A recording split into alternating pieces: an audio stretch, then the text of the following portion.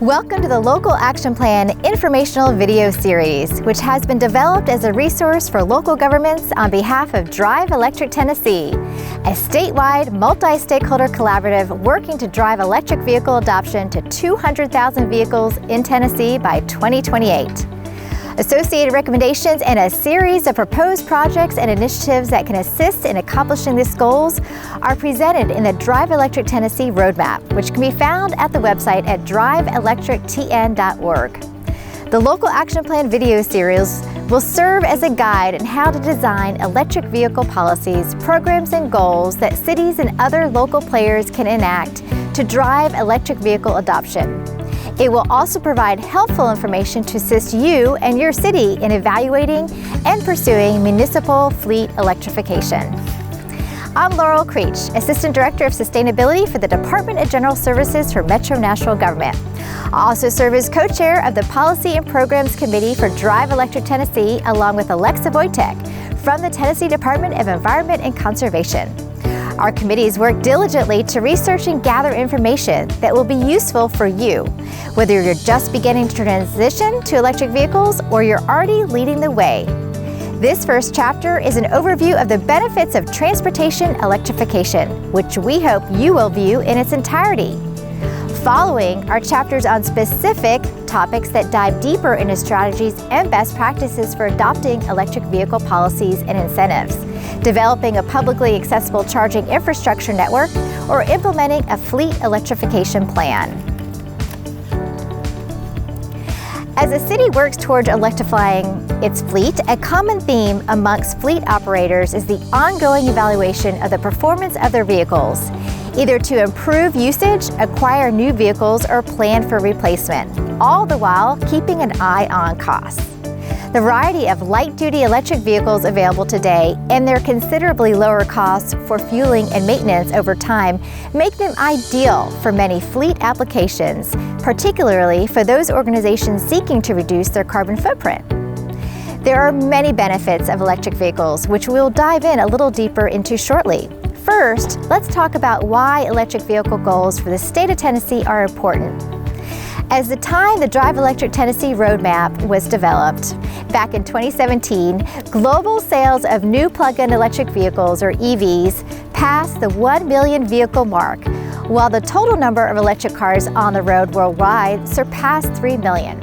The introduction of long-range battery EV as a more reasonable price point has further boosted market adoption. However, the United States lags behind China and Europe in EV market share, and Tennessee lags behind other states that have set more ambitious policies. Further, here in Tennessee, the EV population is currently less than 0.1% of the total light-duty vehicle market, which means we have a lot of work to do towards meeting the Drive Electric Tennessee goals. The good news is that EV adoption is gaining strength statewide. EV sales are increasing and the amount of publicly available EV infrastructure is growing. In addition, newer EVs that have recently been introduced to the market have ranges of up to 300 miles, which alleviates the range anxiety that customers and city fleet managers have been concerned about. Second, it's important to understand what an electric vehicle is. Electric cars come in 3 main types with differing power systems designed to meet varying driving needs. They are fuel cell, battery electric, plug-in hybrid electric cars. Battery electric cars are all electric and don't use gasoline. They have a large battery that powers 1 or more electric motors. Currently, battery electrics have a driving range of about 80 to over 300 miles, with ranges increasing as new models are introduced. In addition to driving past the gas station, battery electrics don't require much maintenance compared to the all-gas vehicles. Charging a battery electric car can be done at home using a standard 120 volt or 240 volt housing plug, or away from home or at a public workplace charging station. One benefit of battery electric cars over plug-in hybrids is the capability to use DC fast chargers, which provide more than 100 miles of range in just 30 minutes. Plug-in hybrid electric cars offer both gas-only and electric-only driving, even at relatively high speeds. With smaller batteries than battery electrics, Plug-in hybrids achieve an electric-only range of 20 to 55 miles, during which they produce no tailpipe emissions. When the cars use up the electric range, it switches to gas and drives just like a conventional vehicle. A fuel cell electric car runs on electricity, but does so differently than battery electric cars or plug-in hybrids. Its power system is composed of numerous cells combined like a stack that chemically combine hydrogen gas from the car's tank and oxygen from the air to produce electricity. Fuel cell vehicles have a driving range of about 300 to 400 miles in a single tank and can be refueled in about 5 minutes at hydrogen fueling stations. There are currently no publicly available hydrogen refueling stations at this time in Tennessee.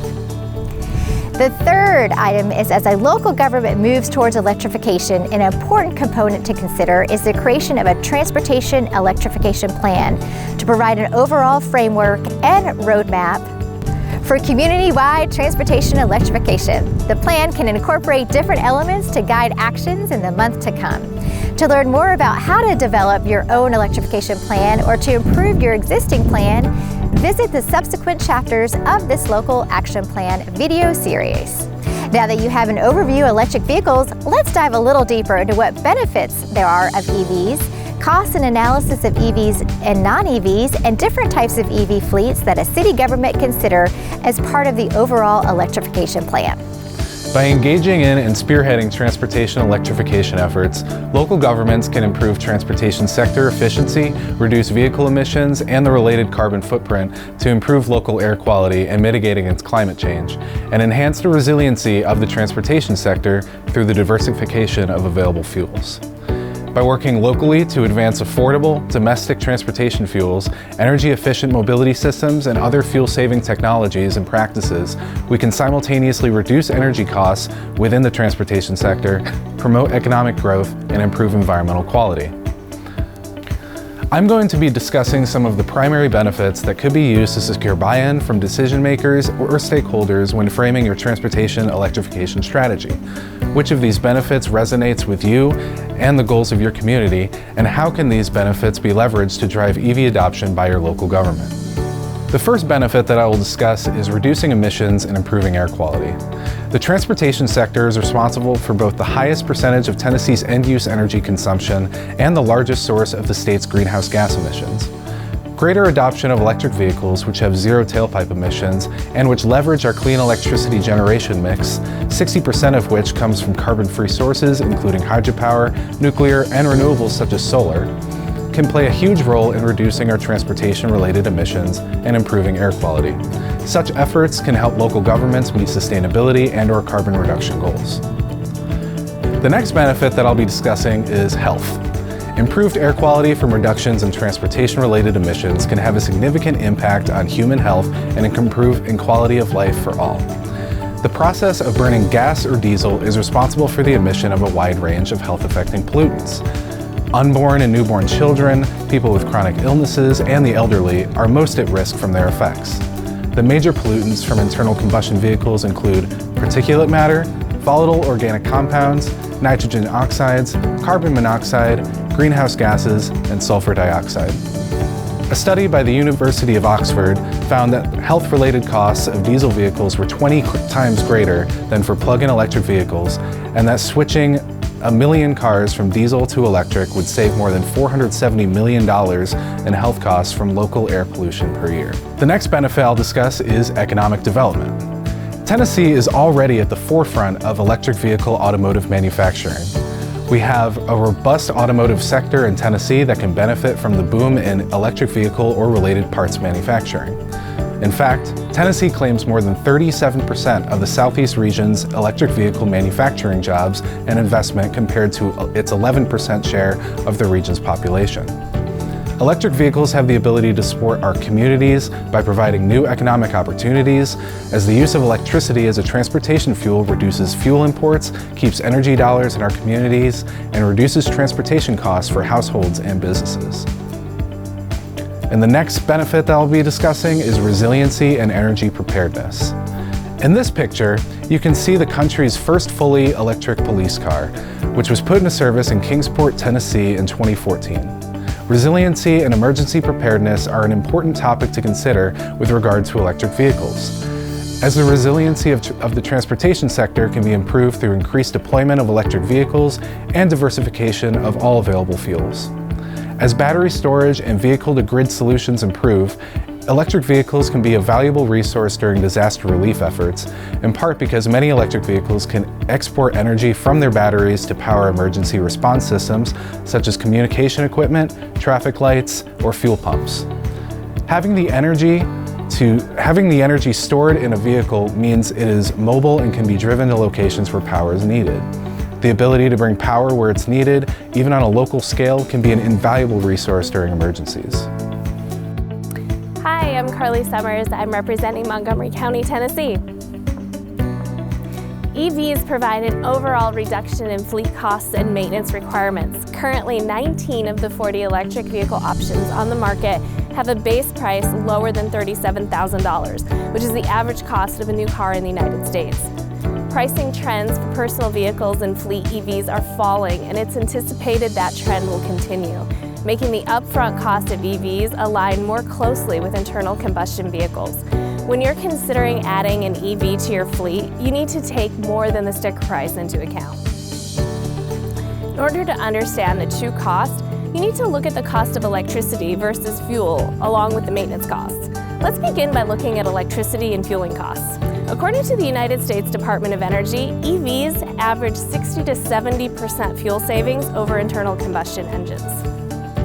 To get an idea of what the savings might look like, let's say that you have a vehicle that averages 15,000 miles per year, and the average cost of gasoline is $2.50. Over the course of a year, you're going to spend about $1,562 on gas.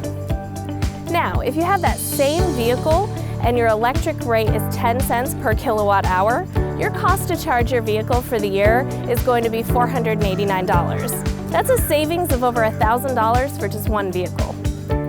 Another savings you can expect with your EV is lower maintenance costs.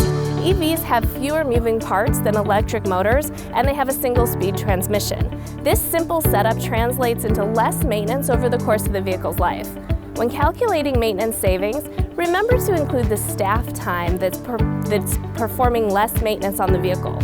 A New York City fleet recently noted an 89% reduction in annual maintenance costs on their Chevy Volt as compared to the gasoline parts within their fleet.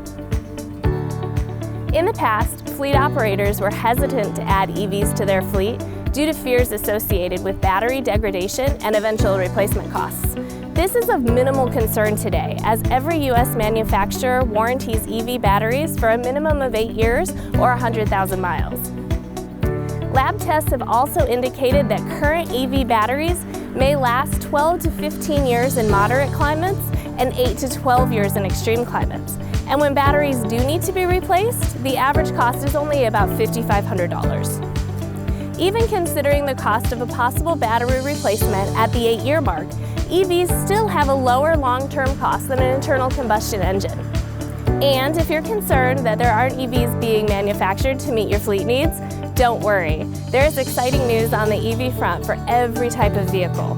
Almost every major auto manufacturer has commitments to release an electric vehicle at some point within the next 5 to 10 years. Toyota announced plans to generate half of its sales from electrified vehicles by 2025. Volkswagen aims to add EVs to make up 40% of its global fleet by 2030. Cadillac's president said the majority of its models would be electric by 2030 as well, and Volvo's first electric vehicle will go on sale in the United States in early 2021, with plans to release a new EV every year for the next 5 years. And specifically in Tennessee, Nissan manufactures the all-electric Leaf in Smyrna, and Volkswagen has announced that their first EV manufactured in the United States, the ID.4 SUV, will be made in Chattanooga. Lastly, GM recently announced that it will invest $2 billion in its Spring Hill manufacturing plant to build the fully electric vehicle and the all-new luxury classic Cadillac Lyriq. If you're interested in transit, EV currently accounts for 1.8% of the shared mobility fleet, but this is predicted to rise sharply to 80% by 2040. Washington County schools are awaiting the arrival of Tennessee's first electric school bus, and all 4 of the major transit agencies in Tennessee operate or will soon operate electric transit buses and shuttles. For utility fleets committed to electrification, the holy grail is the electrified pickup truck. Pickups represent the largest vehicle segment for most fleets in the utility industry. 6 different vehicle manufacturers are currently working on electric pickups. The first should hit the market by mid-2021. And what else? And another thing is range anxiety. A January 2020 study by AAA found 57% of Americans think they'll run out of range while driving an EV, and 58% believe there aren't enough charging locations. However, 95% of EV owners reported they have never reached the end of their range. And on the fleet side, the Energist polled 34 fleet operators who said all were planning to integrate EVs into their fleet, and the majority stated their average daily use would be under 150 miles. That's well under the average EV fleet of 250 miles. A way to minimize or eliminate range anxiety is to have a detailed and dedicated electrification plan in place. The elements of the plan, such as charging station locations and electric connection details, will allow you to plan vehicle routes and charging times so that you can be sure your staff will always be able to get where they need to be. As a city sets a strategy towards electrifying their fleet, there are several areas to consider. The first area that has had the most success in other cities in Tennessee and nationally is a start with light-duty vehicles. This segment of a city's fleet is often the lowest hanging fruit to electrification because of its cost benefits for maintenance and fueling. The duty cycle and typical daily routes and the diversity of light-duty vehicles available on the market make it very simple to start with that. For Fleet Light, some cities purchase the vehicles and assign them to specific employees for use or place them in a pool car share for employees to use. Some cities have success with both strategies, and in either instance, a fiscal analysis comparing the pros and cons of purchasing versus leasing the vehicles should be considered. A second option to electrify medium and heavy-duty vehicles. The electric vehicle options in this category have been minimal, but are now growing as demand increases and technology improves. Similar to light-duty, the benefits include lower costs for maintenance and fuel. The expected decrease in emissions is even greater, given the duty cycle and the typical average fuel consumption for these vehicle types. As with Fleet Light, a fiscal analysis comparing the pros and cons of purchasing versus leasing these vehicles should be considered. In addition to the fleet used by city employees and services, there are other categories to consider with regard to analyzing fleet electrification. In the public transportation space, transit buses are well positioned to be the next heavy-duty vehicle market segment to significantly electrify.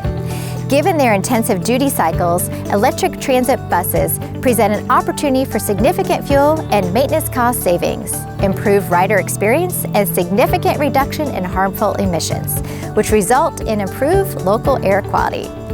There are a number of federal grants that can also provide funding to support the purchase of all electric transit buses and associated infrastructure. School districts can also realize savings by electrifying their bus fleets. Electric school buses save an average of $50,000 over the lifetime due to low maintenance and fuel costs. They can also significantly reduce children's exposure to harmful pollutants and diesel exhaust from conventional buses. Lastly, there are new and emerging all-electrical shuttle bus options on the market. In this space, many private transportation companies have developed creative electric solutions to address last mile and local transportation goals. The chapter for developing a fleet electrification plan goes into further details on this topic. Now that we have hopefully provided you with a good overview of electric vehicles, let's dive a little deeper into specific areas in the following chapters. Thank you for taking the time to get informed on the best practices towards fleet electrification and increased electric vehicle deployment. We hope this video series provides value to support you in your journey to learn, share, and lead your city in helping us meet our statewide EV adoption goals.